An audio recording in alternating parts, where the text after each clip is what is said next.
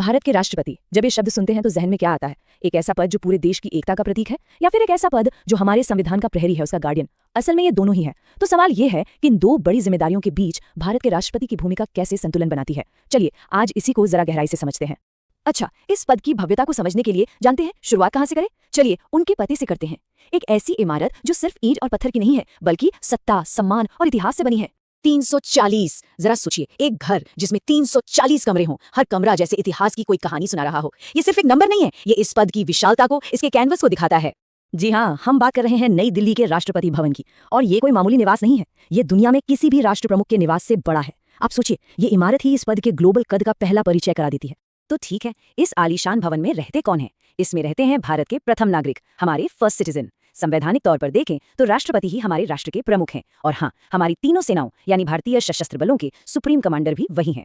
हमारा संविधान उन्हें कई बहुत ही अहम जिम्मेदारियां देता है। वो सिर्फ एक सेरेमोनियल चेहरा नहीं है, बल्कि राष्ट्रीय एकता का सबसे बड़ा प्रतीक है। और सबसे बढ़कर वो संविधान के संरक्षक हैं, मतलब उसके गार्डियन।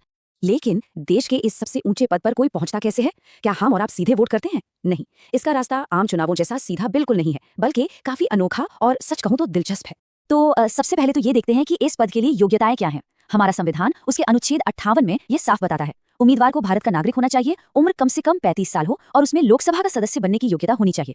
जैसा मैंने कहा, राष्ट्रपति को सीधे देश की जनता नहीं चुनती, उन्हें चुनता है एक इलेक्टोरल कॉलेज। अब ये क्या है? अरे आसान भाषा में समझिए, हमारे देश के सारे सांसद और सभी राज्यों के विधायक, ये सब मिलकर राष्ट्रपति का चुनाव करते हैं।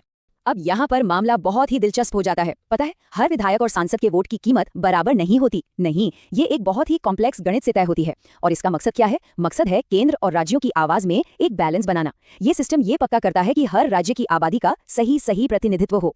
चलिए अब बात करते हैं शक्तियों की, पावर्स की। हमारा संविधान कागज पर राष्ट्रपति को कितने अधिकार देता है? अगर आप इसकी लिस्ट देखेंगे ना, तो एक बार को लगेगा कि सारी की सारी ताकत तो बस यहीं पर है। जरा देखिए, प्रधानमंत्री और जजों की नियुक्ति करना, संसद का सत्र बुलाना, किसी कानून को वीटो करके रोक देना, और तो और युद्ध या शांति की घोषणा करना, ये सब राष्ट्रपति के अधिकार क्षेत्र में आता है। कागज पर ये शक्तियां इस पद को वाकई बेहद ताकतवर दिखाती हैं। और ऐसा नहीं है कि ये शक्तियां सिर्फ कागज पर हैं, इनका इस्तेमाल भी हुआ है। जैसा कि हम देख सकते हैं, देश में अब तक 3 बार राष्ट्रीय आपातकाल लगाया जा चुका है, और ये राष्ट्रपति की सबसे गंभीर शक्तियों में से एक है। तो क्या इसका मतलब